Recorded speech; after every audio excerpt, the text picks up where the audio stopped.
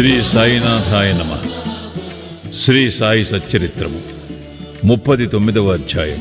బాబా సంస్కృత పరిజ్ఞానము, భగవద్గీత శ్లోకమునకు బాబా చెప్పిన అర్థము, సమాధి మందిర నిర్మాణము. ఈ అధ్యాయములో భగవద్గీత యందుగల ఒక శ్లోకమునకు బాబా చెప్పిన అర్థమున్నది. కొందరు బాబాకు సంస్కృతము తెలియదనియు, అది నానాసాహెబ్ చాందోర్కర్ చెప్పినదనియు అనుటచే హేమాడ్ పంతు 50వ అధ్యాయములో ఈ సంగతిని విశదీకరించెను. 2 అధ్యాయములలోనూ ఒకే విషయముండుటచే రెండునూ ఇందులో పొందపరచడమైనది. తొలి పలుకు: షిరిడీ పవిత్రమైనది, ద్వారకామాయి పావనమైనది. ఏలన శ్రీ సాయి అచటనే నివసించుచు, తిరుగుచు, మసలుచు, తుదకు అక్కడనే మహాసమాధి పొందిరి. షిరిడీ గ్రామ ప్రజలు ధన్యులు. వారి సర్వకార్యములను బాబా నెరవేర్చుచుండెను. బాబా వారి కొరకే చాలా దూరం నుండి అతడుకు వచ్చాను. మొదట షిరిడీ చాలా చిన్న గ్రామం. సాయిబాబా అచ్చట నివసించుటచే దానికి గొప్ప ప్రాముఖ్యము వచ్చెను. తుదకది పవిత్రమైన యాత్రాస్థలమాయెను. అచ్చట నుండి స్త్రీలు కూడా ధన్యులు. బాబాయందు వారి భక్తి నిస్సంశయముగా పరిపూర్ణమైనది. బాబా మహిమను వారు స్నానము చేయునప్పుడు, విసురునప్పుడు, రుబ్బునప్పుడు, ధాన్యము దంచునప్పుడు, తదితర గృహకృత్యములు చేయినప్పుడు పాడుచుండెడివారు. వారి భక్తి ప్రేమలు పావనములు. వారు చక్కని పాటలు పాడుచుండెడివారు. అవి పాడిన వారికి, విన్నవారికి మనశ్శాంతి కలుగు చేయుచుండెను. బాబా చెప్పిన అర్థము: బాబాకు సంస్కృతము వచ్చునని నమ్మువారుండరు. ఒకనాడు భగవద్గీతలోని ఒక శ్లోకమునకు బాబా చక్కని అర్థమును నానాసాహెబ్ చాందోర్కర్కు బోధించి ఆశ్చర్యము కలుగజేశాను. ఈ విషయమును గూర్చి బివి దేవి గారు శ్రీ సాయిలీల సంపుటి 4 పుట 563 నందు వ్రాసినారు. వారు స్వయముగా నానాసాహెబ్ చాందోర్కర్ వద్ద నుంచి కొన్ని సంగతులు తెలుసుకున్నటచే ఆ వృత్తాంతము ఈ దిగువనివ్వబడెను. నానాసాహెబ్ చాందోర్కర్ వేదాంతమును బాగా చదివినవారు. ఆయన భగవద్గీతను వివిధ వ్యాఖ్యానాలతో చదివి ఉన్నందున తన పాండిత్యమునకు గర్వించుచుండెను. బాబాకి విషయముగాని సంస్కృతముగాని తెలియదని ఆయన అభిప్రాయము. అందుచే ఒకనాడు బాబా అతని గర్వమణచెను. ఆ తొలి రోజులలో భక్తులు గుంపులు గుంపులుగా రానప్పుడు బాబా భక్తుల సంశయములు తీర్చుటకు ఒంటరిగా వారితో మసీదులో మాట్లాడుచుండెరి. బాబా దగ్గర నానా కూర్చొని వారి కాళ్ళొత్తుచు నోటిలో ఏదో గొనుగుకొనుచుండెను.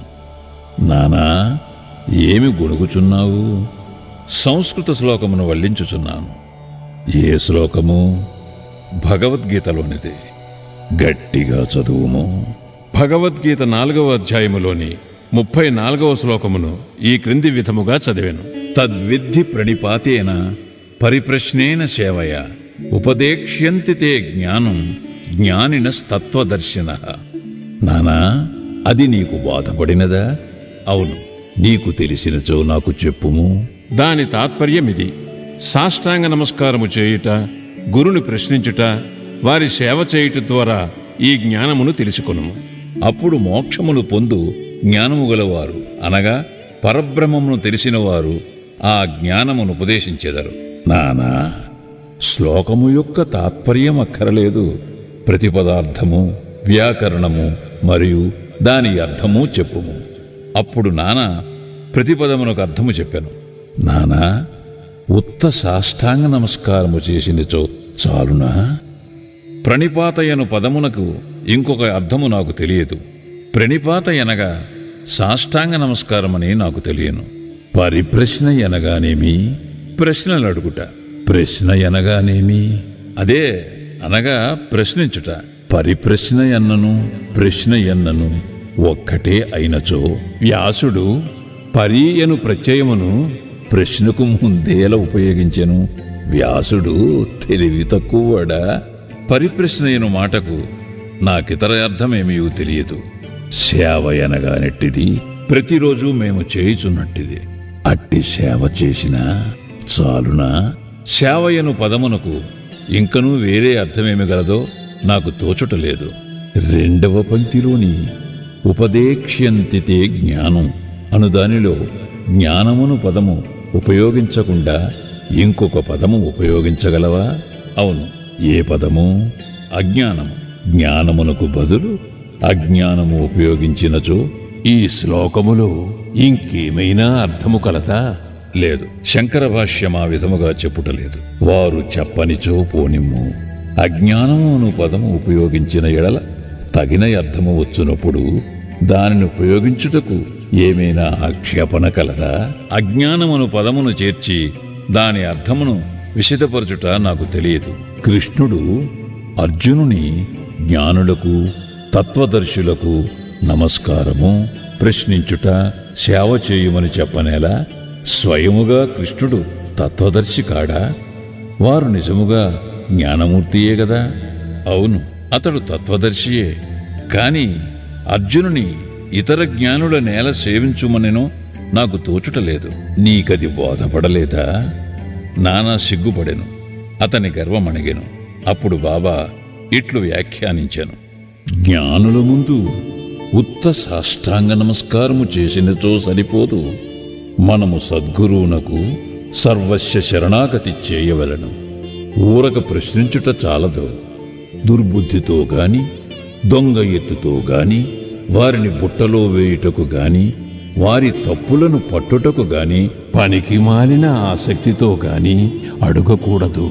నిజముగా తెలుసుకొని దానిచే మోక్షము పొందుటకు గాని, ఆధ్యాత్మికాభివృద్ధికి గాని అడుగవలెను. సేవ ఎనగా ఇష్టమున్నచో చేయవచ్చును, లేనిచో మానవచ్చుననే అభిప్రాయముతో చేయునది సేవ కాదు.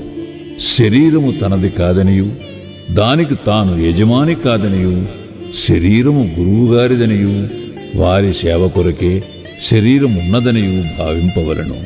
ఇట్లు చేసినచో సద్గురువు శ్లోకములో చెప్పబడిన జ్ఞానమును బోధించును. గురువు అజ్ఞానమును బోధించుననగా నాకు అర్థము కాలేదు. జ్ఞానము ఉపదేశమిట్లగును అనగా సాక్షాత్కారము బోధించుట ఎట్లు?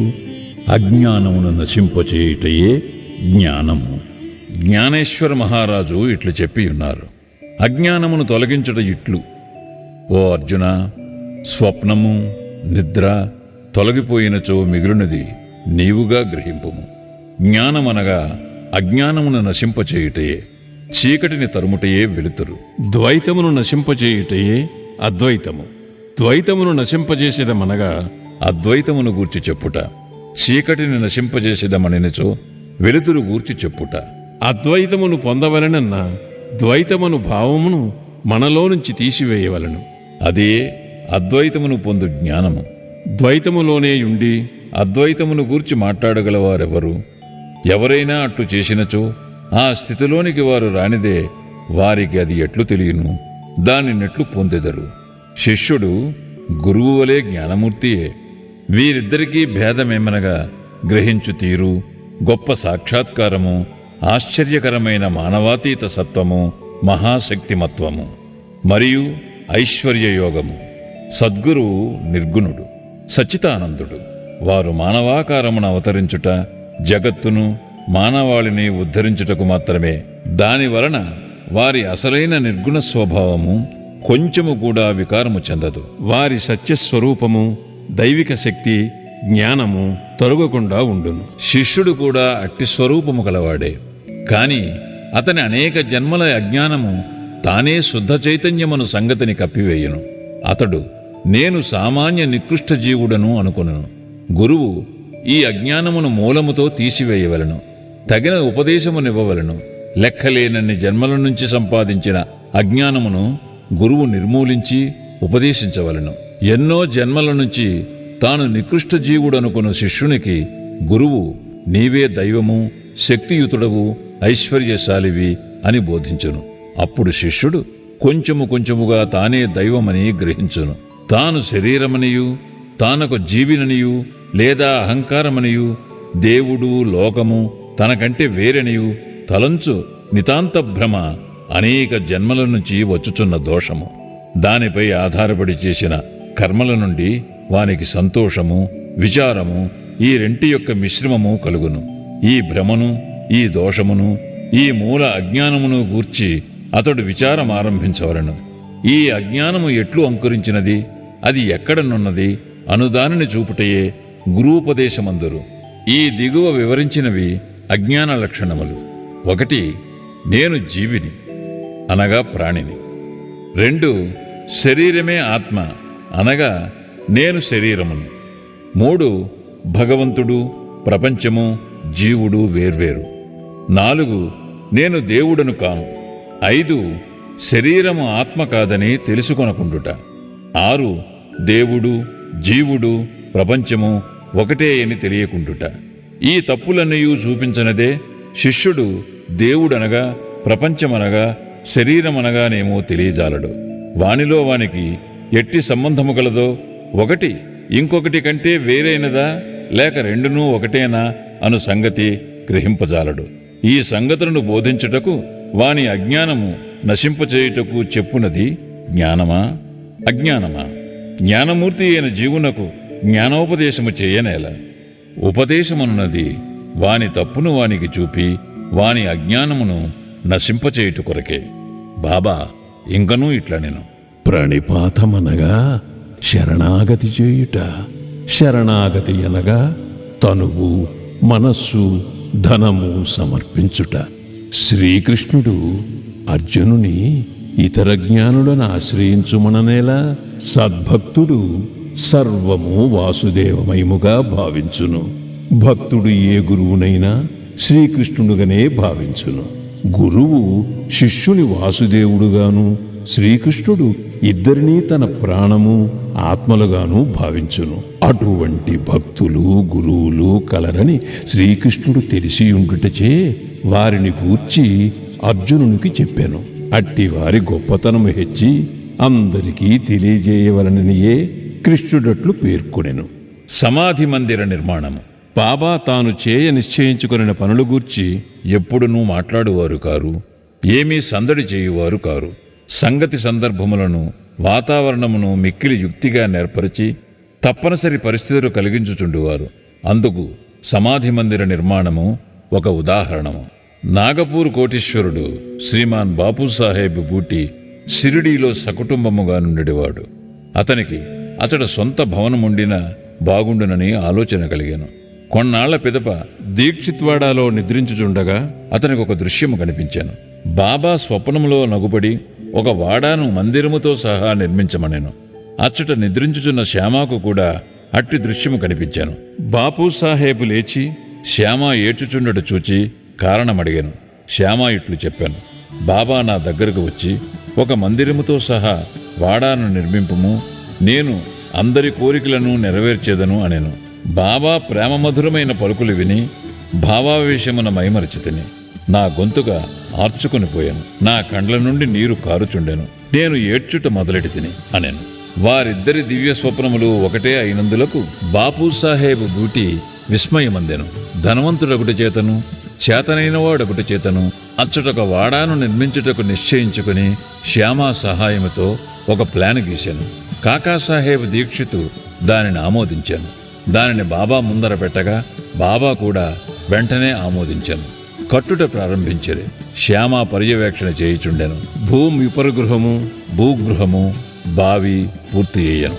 బాబా కూడా లెండీకి పోవునప్పుడు, తిరిగి వచ్చినప్పుడు కొన్ని మార్పులను సూచించుచు సలహాలను ఇచ్చుచుండెను.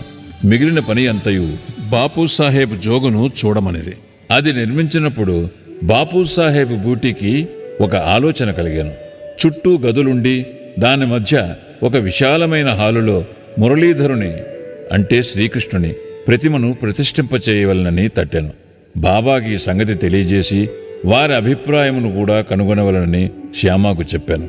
వాడా ప్రక్క నుంచి బాబా పోవుచుండగా వారిని శ్యామ ఈ విషయమును అడుగగా బాబా అందులకు సమ్మతించి, దేవాలయము పూర్తి కాగానే నేనే అచ్చట నివసించుటకు వచ్చేదను అని వాడా వైపు చూచుచూ, వాడా పూర్తయిన పిమ్మట మనమే దానిని ఉపయోగించుకొనవలను. మనమందరము అచ్చట ఉందము. అందరూ కలిసిమెలిసి ఆడుకొందము. ఒకరినొకరు కౌగిలించుకొని సంతోషముగా ఉండవచ్చును అనెను. దేవస్థానం మధ్య మందిరము కట్టుటకది తగిన శుభ సమయమా అని శ్యామ అడుగగా బాబా సమర్థించుటచే శ్యామ కొబ్బరికాయ తెచ్చి పగులుకొట్టి పనిని ప్రారంభించాను. కొద్ది కాలములో పని పూర్తి అయ్యాను. మురళీధర్ విగ్రహము తయారు చేయుటకు ఆజ్ఞాపించిరి. అది తయారు కాకమునిపే కొత్త సంగతి జరిగాను. బాబాకు తీవ్రమైన జ్వరము వచ్చాను. వారు కాయమును విడుచుటకు సిద్ధముగా నుండిరి. బాపూసాహెబ్ మిక్కిలి విచారగ్రస్తుడాయను, నిరాశపడాను. బాబా సమాధి చెందినచో తన వాడ బాబా పాదములచే పవిత్రము కాదనియు, తాను మదుపు పెట్టిన ₹1,00,000 వ్యర్థమగుననియు చింతించాను. కాని బాబా సమాధి చెందకముందు నన్ను రాతివాడాలో నుంచుడు అన్నట్టి పలుకులు బాపూసాహెబుకే కాక అందరికీ ఊరట కలిగించాను. సకాలమున బాబా పవిత్ర శరీరమును మధ్య మందిరములో పెట్టి సమాధి చేసిరి. ఇట్లు మురళీధరుని కొరకు నిర్ణయించిన స్థలమునందు బాబాను సమాధి చేయుటచే బాబాయే మురళీధరుడనియు, బూటీవాడాయే సమాధి మందిరమనియు అర్థము గ్రహించవలను. వారి విచిత్ర జీవితము లోతును కనుగొన శక్యము కాదు. తాను కట్టించిన వాడాలో బాబా పవిత్ర శరీరము సమాధియకుటచే బాపూసాహెబ్ బూటీ మిగుల ధన్యుడు, అదృష్టశాలి. శ్రీ సాయినాథాయ నమః. 39వ అధ్యాయము సంపూర్ణము. సద్గురు శ్రీ సాయినాథార్పణమస్తు. శుభం భవతు.